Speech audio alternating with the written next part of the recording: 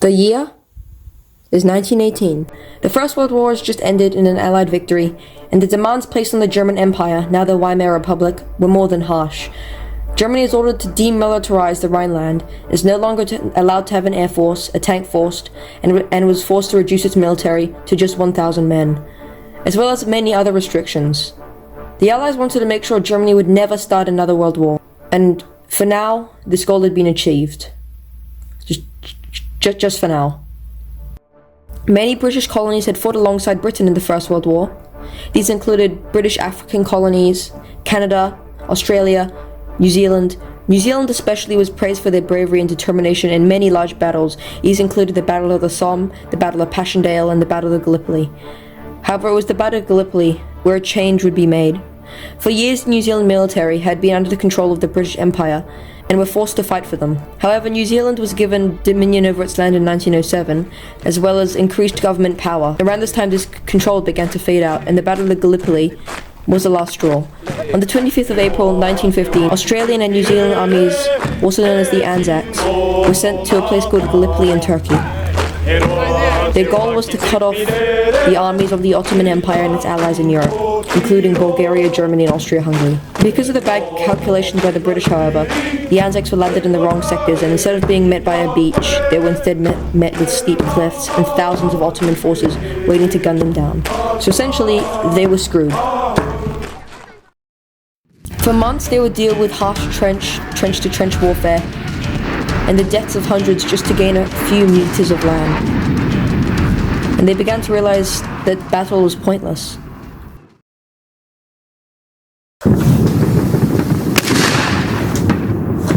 Why are we fighting here anyway? It's pointless. I wish we could just leave. Yeah, I agree. Why don't we just leave? Wait, we could just. Yeah, let's just go. Okay, we'll just leave then. Okay. So on the 20th of December, 1915, after almost a year of fighting, all Anzac troops, after being constantly killed, rage-quitted and left Gallipoli, without telling the British admins. It was after this when Britain seemed to have stepped down from its major control of New Zealand's military, and giving New Zealand a choice in the future whether or not to join future conflicts. Fast forward a couple years. Germany has lost World War I, and as previously stated before, the peace terms of the Treaty of Versailles were more than harsh. Germany was also expected to pay reparations to all the Allied nations. However, because of the complete destruction of German businesses, homes, all the money was spent all the money spent in World War I, Germany's economy was bust, and they didn't have enough money to repay the Allies. And so they tried to make up the money to repay them by printing more money.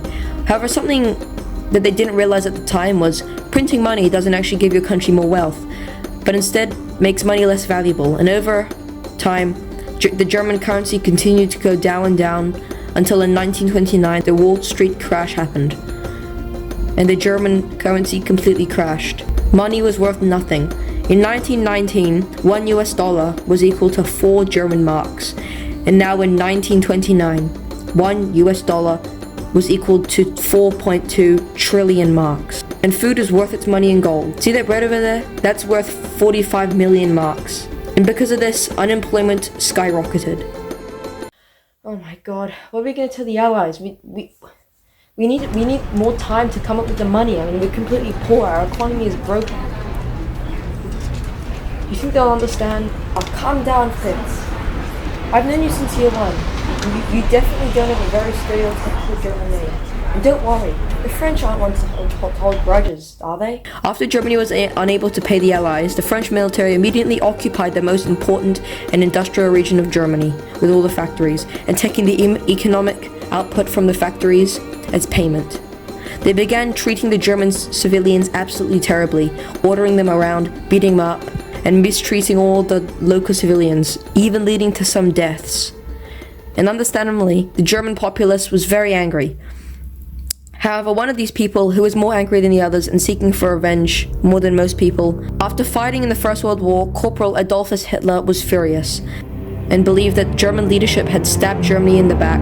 So in 1919, he began leading speeches in Bavaria and eventually began to gain some traction, and was invited into a small far-right political party in 1923. However, the party did not have a leader or a name, so Hitler began to rise the ranks and eventually was elected leader of the party.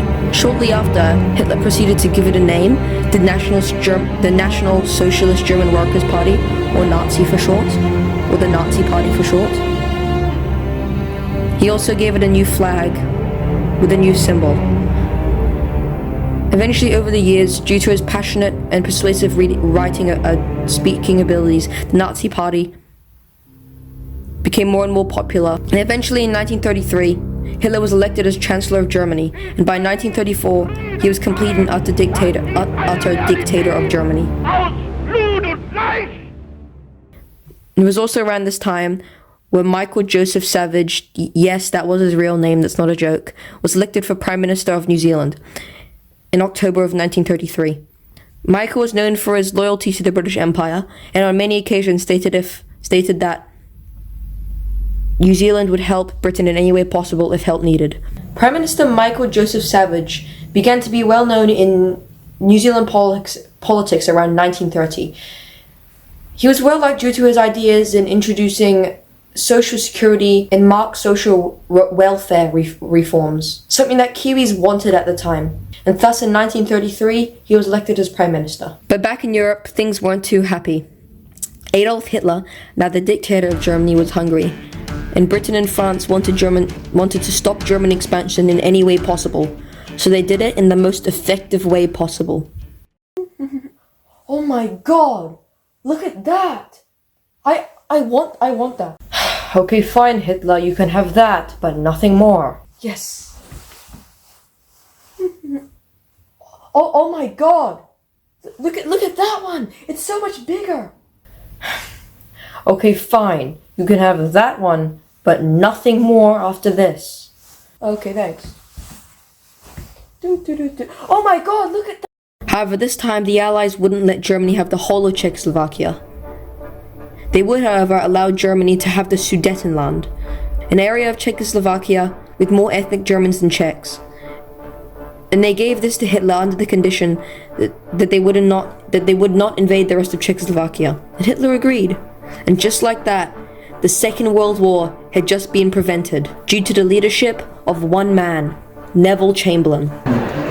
After coming back and meeting the Chancellor of Germany, we have agreed to give Germany the Sudetenland under the condition that he does not take the rest of Czechoslovakia. I know. I, President Chamberlain, have single-handedly stopped the Second World War from happening. Here, on this napkin, we have signed the Munich Agreement with both of our signatures being on this napkin, and we have single-handedly stopped the Second World War. Yes! Why there's so many microphones? Thank you for listening to my documentary. Oh wait, no, never mind. After being given the Sudetenland, Hitler immediately invaded Czechoslovakia anyway. Oh. Okay, I'm sorry. That was my last war demand, okay? I'm not taking anything else. Can I have Poland? But this time the Allies put their foot down and warned that invasion of Poland would mean war. So did Hitler care about war with the Allies? No, he thought to himself. And on the morning of September 1st, 1939, Germany invaded Poland, officially beginning the Second World War. On September 3rd, 1939, 3 days into the invasion, Great Britain and France declared war on Germany. And now it was time for New Zealand to make the decision whether or not to join the war. And New Zealand was quite divided on this issue. And now that Germany was expanding into Europe, Japan was expanding into Asia, and Italy expanding into their bellies, New Zealand knew that they needed to do something. Some believed that it was their duty to protect their ally, Great Britain, just as we had done in the First World War. But some believed that there was no point for the blood to be shed in a war that wasn't ours. With many people committing to speeches and common sense to try and gain more agreement in the matter, whether to join or not.